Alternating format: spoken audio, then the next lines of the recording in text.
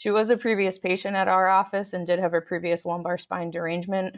So given the pain at rest and a little more consistency of symptoms, although they were intermittent, Joe performed a spinal assessment. There was moderate loss of lumbar extension noted during her evaluation, but there was also moderate loss of all ankle movements too. But again, given her history and the loss in the lumbar spine, he did perform lumbar extension and standing. And after 15 repetitions, her pain abolished with ambulation. So we sent her home with that, as well as utilizing her lumbar roll when she was sitting. And when she returned, she did well with that loading strategy. On the third visit, she reported that she was about 30% improved. She had stopped using the walking shoe, so we did take that as a sign of progress. And although she was only 30% improved, there was functional progress. So we left her loading strategy the same and told her to continue with her lumbar extensions. She then came back on the next session saying she was 60% improved.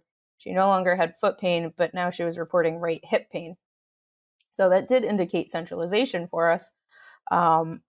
But the lumbar extension was no longer affecting the hip pain. The more we did, it just was staying the same.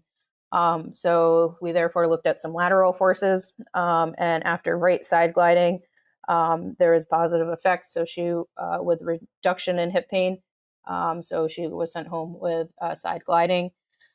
And that remained that way for visitor 2. And then she reported she was 70% better on her return.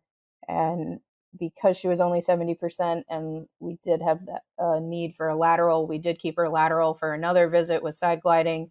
And then in the next visit or 2, she was returned back to our sagittal plane extensions and ultimately went through bending and recovery of function and getting back to our walking program as well.